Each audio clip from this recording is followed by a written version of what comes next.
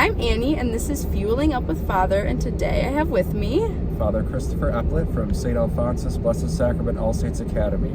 Yes, all the things, yeah. So, when were you ordained? I was ordained in June of 2023, June 3rd. Okay, so you have 1 year officially under your belt. How's it been? It's been very good, very busy, but, you know, being busy means that I need to learn to say no to some things. So sometimes I do, but I couldn't say no when you asked me to do this because I thought it'd be fun and I needed a little break during the day. Well, good. I hope that this provides that. I know, because it's busy, because is it All Saints' first day today? It's the first day of school, so I'll get there probably at dismissal today and say bye to the kids. Hope you had a great first day. Nice. You are also at Blessed Sacrament now, too? Yes. So you just stacked them up in your first year. I guess this is what happens sometimes. I don't know. I guess it doesn't come with a pay raise either, which is very strange to me, but... Yeah, and St. Alphonsus seems like it's growing a lot. Yeah, it's been growing, and we have a lot of new families, a lot of young families, which is good to see. Nice. It's always good when you hear a few babies crying in church. Yes. Yep, a crying church is a living church. Yes. For sure. What's been your favorite part so far? Well, my favorite part is living with Father Eugene. Oh. Father Eugene, who works down with you at the diocese, he's in residence, which is kind of fun, but that's not really my favorite part. I think, you know, it's interesting. My favorite part is probably actually funerals. I love funerals, and I wrote about this in Faith Magazine, but it's such a profound moment for the family. They're in mourning, but also like they're very open to God in that moment, and so it's just really great to walk and journey with them in that time of mourning, and to just be able to be a conduit of grace for them, but to be someone of faith when people are really asking for the Lord to provide that for them in the moment. So I love that. I like weddings too. They're pretty great. They're both like, I don't know, moments where people have like life-changing events. Yeah, for sure. Something where people want to understand the faith better, understand where God is in that change. So both are pretty great. Yeah. Have you had a lot of weddings? A lot of weddings, because we have a beautiful church, and Grand Rapids is kind of a destination wedding location these days. Oh, really? Yeah, so young couples, they look for places that are cool, like Grand Rapids, but they also want places that are somewhat inexpensive, since weddings are so expensive. Yeah. And apparently Grand Rapids is a lot less expensive than getting married in like Chicago or Detroit. The venues are better, the churches are better. We have better priests too. Right, so, yeah, of course, obviously. So they flock, and I mean, not only that, but like St. Alphonsus is such a beautiful church that, so I probably have 15 to 25 weddings a year. Wow. Yeah. That's like a lot. I've had 3 weekends in a row with weddings in August. Wow. So I'm sure your spring weekends are just booked. Yeah, it's booked every Saturday. Pretty much Friday evenings, ton of weddings. Okay. We have a lot of funerals too. In fact, this week I have 3 funerals. Oh, really? Yeah. So it can get busy, and they say funerals come in threes, and it does seem to be the case. And that you found that to be true. Yep. That's so interesting. Yeah. So, what's your vocation story? Like, how did you hear God's call to the priesthood? Well, did I hear a noise? Let me see if it's my phone. Just to check. Maybe I heard a calling from God just now. Yeah. Well, in brief, my vocation story, as you know, because I got to work with your family at Immaculate Heart of Mary, I started by working in the church in youth ministry. And then through many years of working in the church, I continued to stay very active in my prayer life, my spiritual life, and eventually one day I was praying in the chapel and really felt the Lord put not only like a thought in my mind, but like an image of myself wearing a Roman collar. Oh. And I was like, what are you trying to tell me, Lord? Yeah. And are you trying to tell me to be a priest? And felt like that was what he was trying to say to me, or I think I was hearing it correctly. So I kind of just brought that back to the chapel a few times before the Blessed Sacrament, and really felt confirmed in that, and then just needed to follow when and where, because at the time I was actually working in the Archdiocese of Detroit, and I was like, should I go into the seminary for Detroit or Grand Rapids? And eventually, well, didn't take long for it to become clear, go back to your home, become a priest there, and so that's kind of nice. The story in brief. Okay, well that's good. Yeah, so did you really see this for your life, or were you kind of I think I was open to the priesthood most of my life. Okay. And as a matter of fact, after college, I went to the seminary and really? served for a while. Yeah. I didn't know that. Okay. Yep. And then I just started out, and then I actually worked in journalism for a while. Then started working in the church. Okay. So there were moments in my life where I certainly thought I'd get married, or God had a different vocation for me. Yeah. So it wasn't overly shocking when I felt that calling, because I was open to it. Yeah. But it was a little bit, because I thought that it was less likely than likely at that point. Okay, gotcha. That makes a lot of sense. And so, yeah, you mentioned you were was Immaculate Mary your first job in youth ministry, or no? Technically, no. Actually, in college, I also worked in youth ministry part-time. I went to Aquinas, and while I was there, I worked at St. Isidore and Blessed Sacrament. Oh, so I was 19 years old, and I worked at those two parishes for 3 years. So I'm right back where I started. Full circle. That's actually funny. And then while I was a journalist, I worked at Father Andrew Ayer's parish, not for him, but I worked at St. Catherine and in Ravenna. And St. Francis Xavier in Conklin. Yeah. Wow. That so was it really part-time. is. Yeah. Okay. My first full-time job, though, in the church was at Immaculate Heart of Mary. Okay. Gotcha. Yeah, because I think you left right before I got to middle school. You had my older siblings. Yes. But I think I only had Stephanie Iwan. Yep. During my time, because she came after you, I think. She was right after me. Yeah. She was basically she was who I recommended when they hired her, so I was pretty thrilled when they hired her. There you go. Yeah, so, okay, but I want to talk about this, about my favorite memory of you, which I know you know what it is. I do know. So, because I didn't have him for youth ministry, however, he was around and would help out with Vocation Bible School, and I think you were talking about the sacrament of confession? Probably. Now, we're probably going to have to make up parts of the story so we agree, because I don't remember fully. But okay, well, I'll say my side of the story, and you can say your side of the story. So I was little, and he was talking about, and making it fun and exciting for kids. And so he was talking about how we clean our souls. And you said we can't just eat soap or something along those lines. And you literally put dish soap in your mouth. It's true. But then I started talking, and bubbles were coming out of my mouth. And I lost it. It's so ingrained in my head of you talking and bubbles literally coming out of your mouth. But now, how often do you go to confession? You probably go to confession, right? I do. Yeah. And I think about Father Christopher eating bubbles. Every time. Every time. If you ever go to confession to me, and I know it's you, which probably won't happen, I'm going to give you a penance of, I want you to reflect upon bubbles coming out of my mouth. You don't know how tempted I was to bring dish soap here. You know, if you brought it, I would have done it for the video. I would have done it. What? Yeah, I would have. Okay, so what's your side of the story then? Well, where's the discrepancy? honestly, I've heard the story many times, like you telling it, or one of your sisters, or some other former teen telling me. But that makes sense that it happened at VBS, because one year I actually had to lead VBS, and I think that makes sense. I was thinking that it was after a Shine Youth rally, and that we had a Sunday night event, and for some reason I was thinking I was on the stage in the gym at iGym, but were we in the Demazenod room? We were in the Demazenod room. Okay, maybe it happened more than once, but I remember it. More than once. I wouldn't put it past myself to probably put soap in my mouth more than once. So. Did you know that was gonna happen? No, I think I honestly was so. I don't know what the right word is, but spontaneous. You planned to do it, but you didn't I don't even know that I necessarily was going to put soap in my mouth. I think I just did it in the moment, and then there's no way I would have thought about the fact that, oh wait, now there's going to be bubbles coming out of my mouth. But I do remember that happening. Well, I don't think anyone, I wouldn't think that. Yeah. You just think, I'm going to taste really bad soap. Right. It was pretty funny. Because that was I don't know. I definitely got soap put in my mouth as a kid.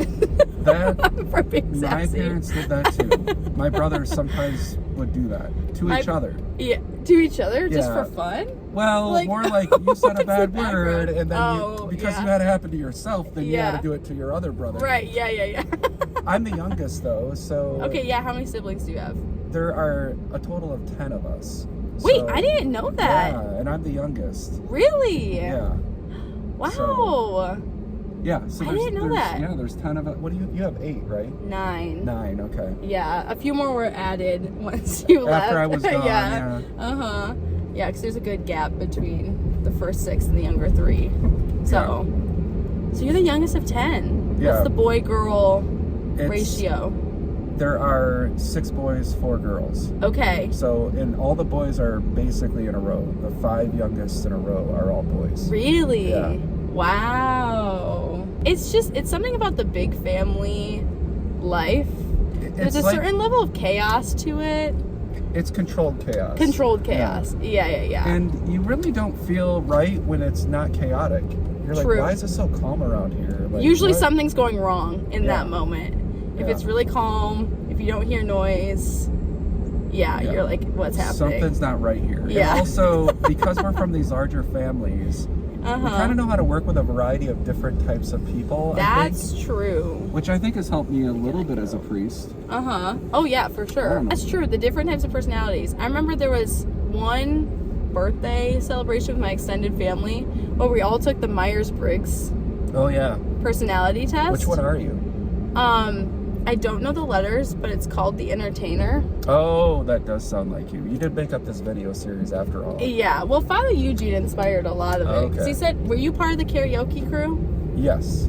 Okay, so he said that he was doing karaoke with some of the priests, and so we got joking about carpool karaoke. The event, yeah. Oh, okay. Oh, so then he said car karaoke, but then you carpool karaoke. This. Yes, because copyright, and we'd have to pay for the rights of the songs. Probably like when you probably can't even bring that up on the video, or can you? Oh, that's whatever. There's editing for a reason. This is not carpool karaoke. For legal reasons, this is not carpool karaoke. But we can make it... Oh, wait, I can't start singing then. You don't want to hear that anyway. Well, what's your go-to karaoke song? Sitting on the Dock of the Bay. Oh, nice. Redding. I like oldies songs. Because everyone likes oldies. Okay. If I'm you trying and to Father really, Nick. Yeah, if I'm trying to really entertain somebody, then I'll go with like something like Piano Man or... Sweet Caroline, things that people like to sing along to. Yep. If you want to get the crowd involved. It depends if you want a solo or a group song. Which one did Father Nick say was his karaoke song? Brandy, he said. Oh, that's like our Grand Rapids seminarian song, actually. Really? Yeah, we like every Tuesday morning when I was in seminary, I hosted coffee in my room. And every single time at the end of it or at some point we played the song Brandy. Really? Yeah. Wow. Father Nick started that one. Did he? Well, maybe song. That checks out then. Yeah. I've asked a few priests what their hot takes are. Do you have a hot take? Interesting. Well, first of all, if anybody my mom's age or older hears this, they're going to wonder what's a hot take in the first place. So that's my hot take, maybe. Okay, a hot take for sorry, anyone who's been confused in these previous videos, but it's an unpopular opinion. Basically. I have so many, I don't even know where I would start. But, what's something that would be interesting? Like Father Nick said that Elvis ruined music. That is a terrible thing to say. Elvis is music. Well, he was talking about how he turned it more into a performance versus like raw talent. So see, exactly. Your reaction makes it a hot take. Oof. Father Durkee and I got into a debate about whether or not ranch was a condiment, and that really upset people. I think it is. See, I said it wasn't. It's both, right? I said it was first addressing that people turned into a condiment. I agree with you. But then I went back after this sparked a lot of controversy. I went back and looked up the definition of a condiment, and I don't agree with their definition of a condiment. So maybe everyone has a different definition, but they said that salt and pepper was a condiment. Oh, I guess maybe it is. I never thought about it that way. But then isn't all seasonings a condiment? Like, then what's not a condiment in food? Well, if it enhances the flavor. There's probably some Latin definition of the word that it derives from that gives you, a better idea. I have so many hot takes that I'm trying to think of, like, which ones what would be a good one that would really get people. Mine used to be about the Detroit Lions, I would say, but now everybody likes the Lions, so... Just the fact that you liked them even when they weren't playing their greatest? No, I was with them through thick and thin. You're anti-fair weather fans? I guess my hot take is that, maybe this isn't a hot take because people should believe this, the Lions are going to win the Super Bowl this year. Okay. My hot take is that the Lions will definitely be in the Super Bowl. Wow. And whether or not they win it, I'm not 100% sure, but they definitely But they're going to will be there. Yes. I don't know if that's a hot enough take. I don't think that's a hot enough take because I think everyone hopes for that. Yeah. What are your favorite hobbies? I know you're obviously busy. You've had a very busy year. You said you ran. Yep, I go running pretty often. I used to run a lot more before I got injured. I injured my back running too much. It's a thing. Your back? That's not something I would think. I've heard like knees, shins. So if you run like a lot of miles, eventually your, like basically different muscles start working. So if you're not keeping really good form and you're running, so I was running like 6 to 8 miles a day. Okay. 40 miles a week. Yeah.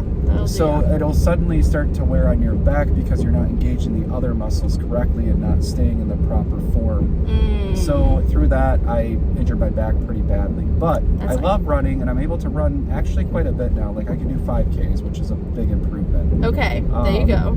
And then I like hiking. I hike almost not every week, well, quite a few. During the summer, I hike along the Lake Michigan shoreline on the dunes. Oh, okay. So yesterday, because dune hiking is a different beast. It is, but this is like not really like the up and down. It's a little bit of that, but it's like on the back side of the dune. Gotcha. So I hike usually 6 miles. Like I do a 3 mile along the back of the lakeshore, and then I end up at like PJ Hoffmaster Park. Okay. So I'll do that pretty often. I like hiking. I'm a big Detroit Lions fan, so that's a major hobby. So you're looking forward to football season? I am, yeah. It's just that it's like my main hobby, so like I have a lot less time then. That's fair. Yeah. So then, did you play sports growing up? Were you primarily just running, or did you have running with a purpose? No, I ran track in middle school. In high school, I didn't actually do cross country or anything, but I did play rugby. Really? Yeah. Wait, where did you go to high school? Did you grow up in this area, or did you I grew up in Grand Haven. Oh, okay. So I grew up in So yeah, in the diocese. Yep.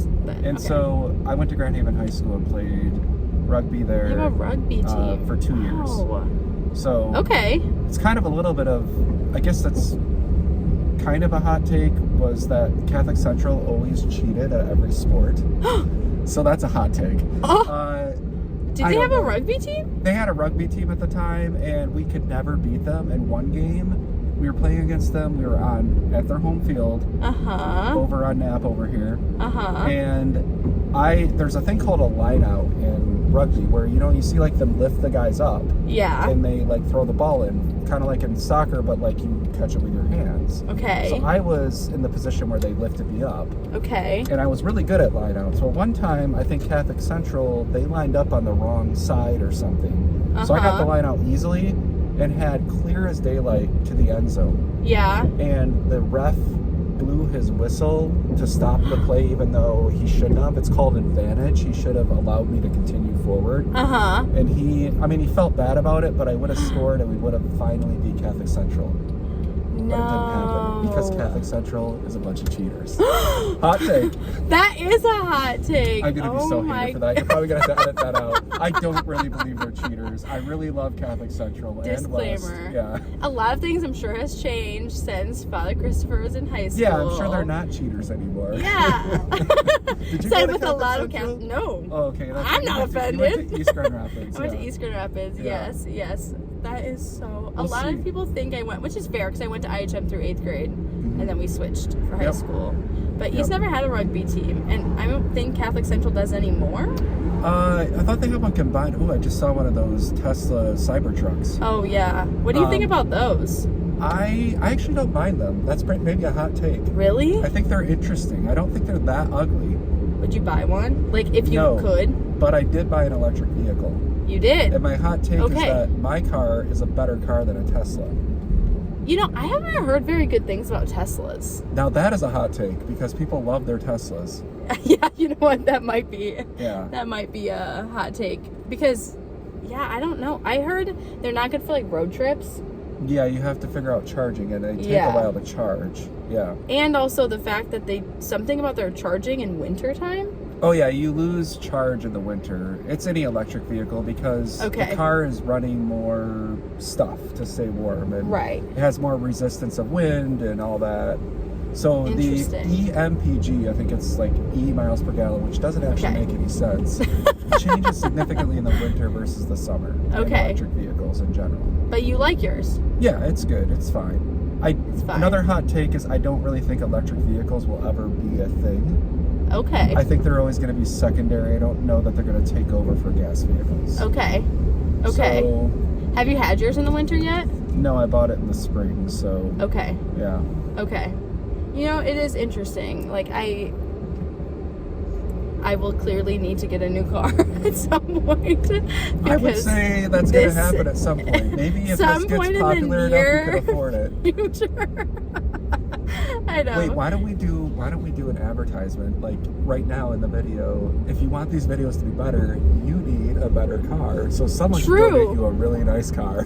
Donate if a car company wants to sponsor fueling up with Father. That's fine. I mean, I feel like this should be a walking advertisement for Hondas because this van has 235,000 miles on it.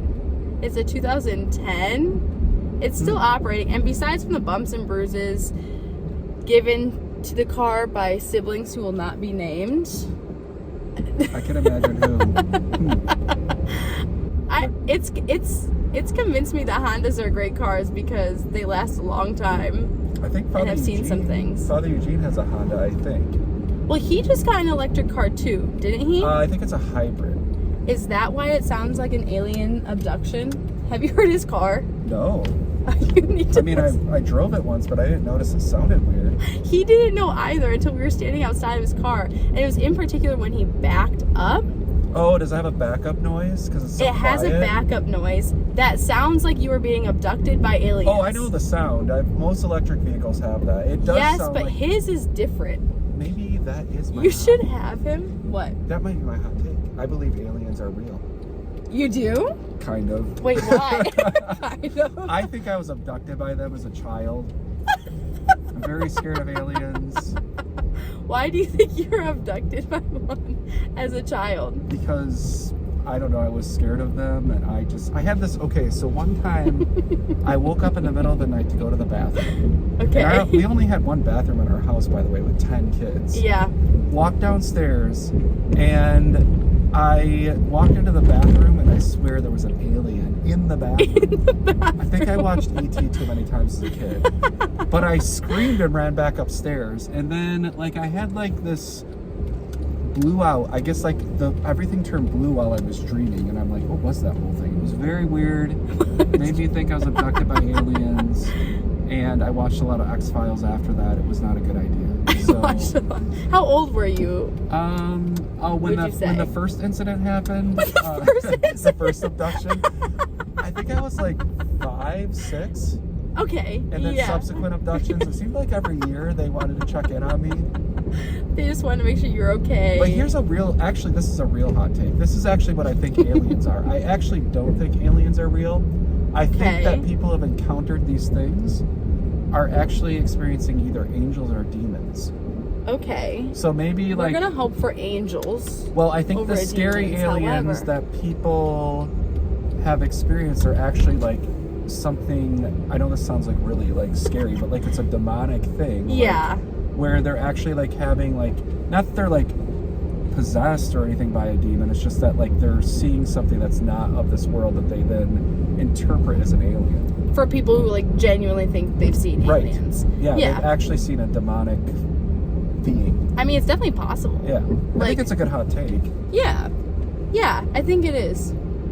I don't know if Father Nick valid. would agree. I don't know how. You can bring it up with him. Yeah. Yeah, I think that is interesting. I don't know how many people I guess. I haven't really heard of people, like, encountering aliens like you have, like, outside of their spaceship. Well, I feel like people see things in the sky and they're like, aliens! Oh, that's more UFOs, but I mean, alien abduction it's a real, Is that a black squirrel? It is, yeah, Do we have those in Grand Rapids? I usually see when I'm hiking out on the lakeshore, but that one's kind of like a brown-black. I've never seen a black squirrel. In the city? This side of town? No. They're not many. They're usually out on the lakeshore. Wow, at first I thought it was a skunk. And then I was like, nope, that's a squirrel. No. Huh. Okay, so that's more UFOs, you think? Okay, I guess so. I think I've seen a UFO. I think I've seen many. But, okay. Well, I guess if I didn't know what it was, it's technically a UFO for me. Oh, I guess so. To me. Yeah. That's One time true. I was out at St. Luke's. Okay. So I interned there, and we were doing a summer movie thing. Outside, outdoor movie. Okay. And afterwards, we looked up in the sky, and there were all these lights going across the sky, and we're like, "What?" I saw it. I'm like, "What is that?" Okay. It was like Elon Musk's like Starship thing or whatever, and it's like a bunch of satellites. Wait, actually? Yeah, it was, and I guess every now and then they go. It's like 14 or 20 of them in a row, and it really was weird. But that's what it was. Okay, that's bizarre. Because I one time was at my cottage, saw like 3 or 4 lights kind of like moving in the same direction, and then one by one they just like shot off, and then they're gone. That's a real UFO. And there was weird. Yeah, it was weird. And I know it wasn't I wasn't just seeing things because someone else in our group said, "Did you just see that?" And the 2 of us saw it. Yeah. Everyone else at the campfire was like, "You guys are crazy." But you can't be crazy if you all saw the same thing. Yeah, that is. Have you ever gone the wrong way on a one-way street? No. Okay, well, we should do it for the video. What? We have a priest shortage, Father Christopher. Okay, I might be replaceable in this role. However, it takes at least 6 years to replace you. That's true. Yeah, that's true. Yeah, that's not a good I have a liability. Yeah. Okay, if I came back to the diocese without the priest, and you're like, Bishop, I accidentally killed one of your priests, I don't think that would go well. And he's on vacation this week, and so if he came back and I had to be sitting in his office, like twiddling my thumb, actually give you a week to like get as far away as possible, because I don't think you could explain this one away. I'd like to stay employed, and I'd like to keep you alive. Yeah. So, I mean, however, if they ever fire you, I'll hire you for something. So. Thanks. Yeah. Okay, that helps. Yeah. Jobs security elsewhere. Something. Yeah. You can duke it out with Father Mark Peacock. Yeah, that's true. See, you have job security. There you go. I hope just line up those. Yeah, just line up extra backup plans. Job security is helpful because that might be a hot take. Job security is helpful because then you can actually do your job well. Because you're not stressed. You're not doing the job to please someone. You're doing it the right way. And like, you're willing to be fired, so you might do things that might not be like what people would agree with, but it's the right thing to do. So what has been your favorite memory so far in your priesthood?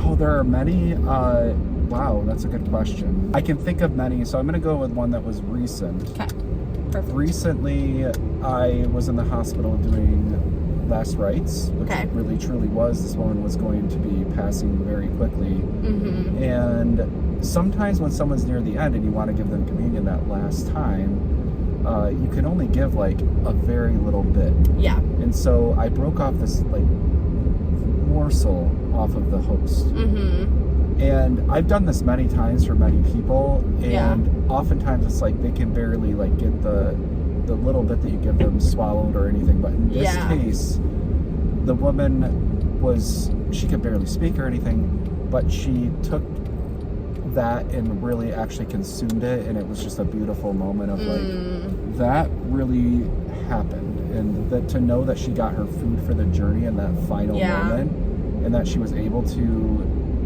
consume and all of that was really a small but profound moment. Yeah, because that takes a lot of strength and energy at the end to be able to do that. Mm-hmm. Yeah, that is beautiful. All right, is there anything you want to leave the people with? Advice?